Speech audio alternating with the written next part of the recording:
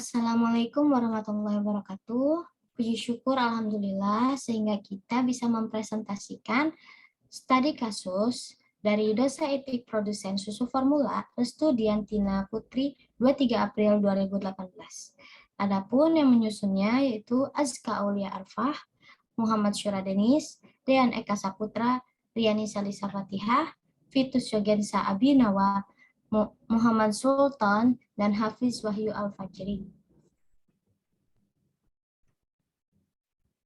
Next.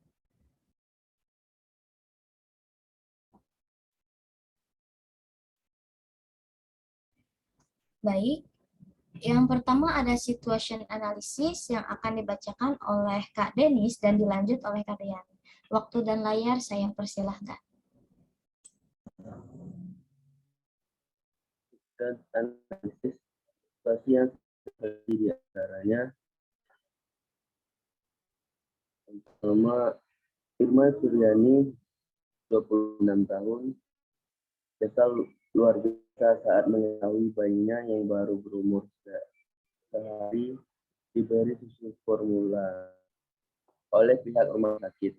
Irma melahirkan pada 3 Desember 2006 di sebuah rumah sakit swasta di kawasan Kelapa II, Depok.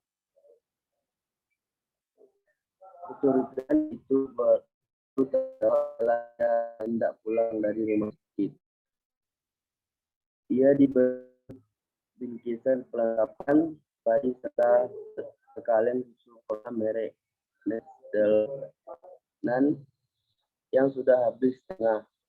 Yang terang bikin lebih terkejutnya lagi, pemakaian susu formula ini disertakan dalam bagian bayi. Biayanya dipatok sekitar 300.000. Dan nanti beli susu ini ya Pak, kata suster yang waktu itu kepada sang suami. Terima kasih, dilanjutkan oleh Dan. Baik, terima kasih Denis. Sekarang kita akan melanjutkan yang poin ketiga. Pihak rumah sakit tak memberitahu akan memberikan susu formula kepada sang bayi tanpa meminta persetujuan kepada sang ibu. Irma dan anak pertama kali dalam kondisi stabil untuk melakukan inisiasi menyusu. Persetujuan dini. Tak jelas apa pasal ia sampai harus dipisah dengan anaknya waktu itu. Tak jelas dengan penolakan Mutmainah, perwakilan perusahaan susu formula itu kembali datang dengan penawaran baru. Kali ini dengan iming-iming satu unit Fortuner. Mereka bahkan menawari pula kepada Kepala Dinas Kesehatan Klaten untuk kendaraan operasional. Tawar perwakilan perusahaan waktu itu kepada Mutmainah bergeming.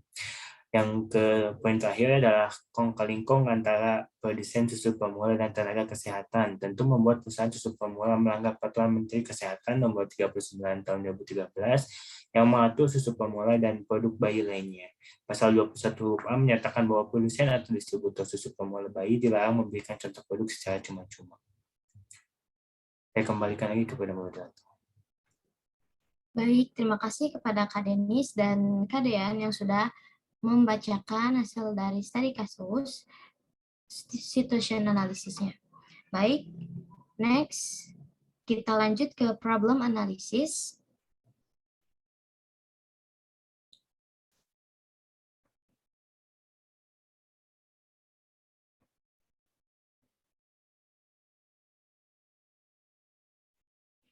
Yang akan dibacakan oleh Kak Fitus Yogensa Abinawa dan dilanjut oleh Kak Sultan. Waktu dan layar saya persilahkan. Oke, baik. Saya akan membacakan tentang problem analisis. Yang pertama itu, Nestle, perusahaan multinasional dalam makanan dan minuman berbasis di Swiss, juga diketahui melakukan promosi di salah satu rumah sakit swasta di Rawamangun, Jakarta Timur.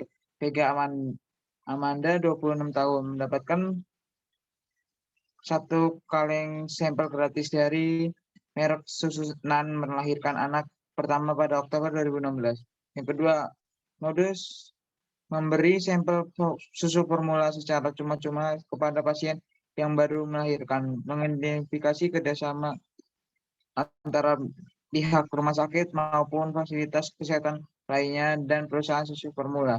Yang ketiga, laporan pelanggaran kode etik marketing perusahaan produk mengganti ASI di Indonesia yang Liris Westad, sebuah lembaga riset berbasis di Maryland, Amerika Serikat. Doyen dan Nestle paling banyak melanggar kode etik pemasaran di Indonesia. Yang keempat, praktik itu melanggar sejumlah pasal pada Peraturan Menteri Kesehatan Nomor 15 Tahun 2016, diantaranya mereka dilarang menerima atau mempromosikan susu formula bayi yang melanggar pemberian ASI eksklusif dalam laporan pelanggaran. Kode etik marketing perusahaan produk pengganti ASI Indonesia yang Liris Westad, sebuah lembaga riset yang berbasis di Maryland, Amerika Serikat. Dustin dan Nestle paling banyak melanggar kode etik pemasaran. Di Indonesia, riset ini melibat 856 responden perempuan, 127 tenaga kesehatan, 37 fasilitas kesehatan, dan 111 outlet sepanjang 2015. Sekian dari saya. Lanjut pada moderator. Baik, poin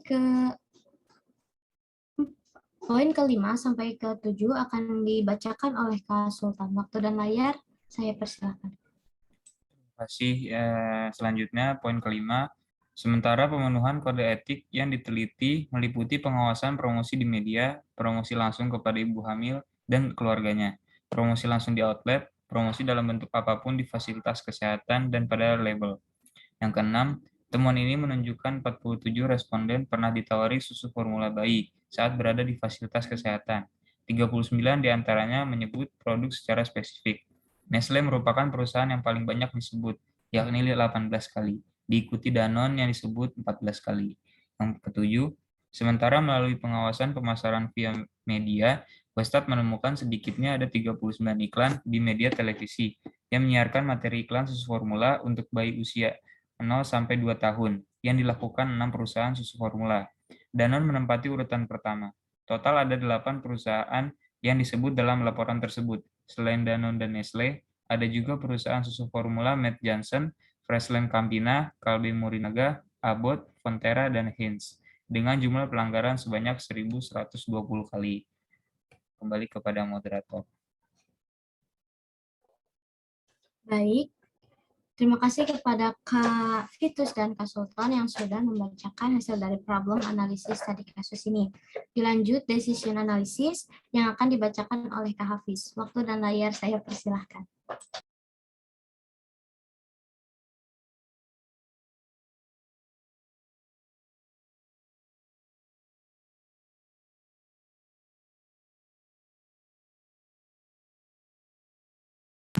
Oke, terima kasih kepada moderator.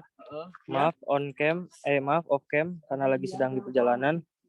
Berikut adalah decision analysis. Beberapa solusi yang dapat diterapkan diantaranya. Yang pertama, membentuk sebuah tim investigasi untuk melakukan investigasi lebih mendalam agar kasus seperti ini dapat ditemukan para pelaku yang melanggar ketentuan dan menerapkan hukum yang berlaku. Yang kedua, melakukan sosialisasi agar masyarakat tahu akan hal ini. Ketika nanti menemukan hal yang seperti ini, masyarakat bisa melaporkannya. Yang ketiga, membiarkan hal ini terjadi dikarenakan hal yang sudah lumrah dan menggiurkan dalam keuntungan.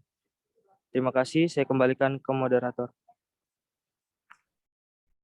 Terima kasih kepada Kak Hafiz yang sudah membacakan hasil dari studi kasus dari decision analysis. Dilanjut potential problem analysis yang akan dibacakan oleh Kak Azka. Waktu dan layar saya persilakan. Baik, di sini saya akan membacakan potensial problem analysis. Strategi yang akan kita ambil adalah yang pertama membentuk sebuah tim investigasi untuk melakukan investigasi lebih mendalam agar kasus seperti ini dapat ditemukan para pelaku yang melanggar ketentuan dan menerapkan hukum yang berlaku. Yang selanjutnya, melakukan sosialisasi agar masyarakat tahu akan hal ini. Ketika nanti menemukan hal yang seperti ini, masyarakat bisa melaporkannya. Baik, saya kembalikan kepada moderator.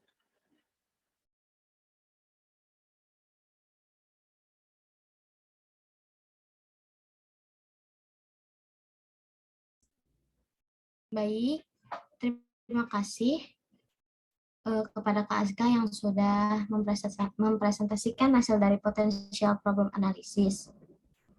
Sekian presentasi kami dari kelompok 6, kurang dan lebihnya mohon dimaafkan, karena kami masih dalam tahap belajar. Wassalamualaikum warahmatullahi wabarakatuh.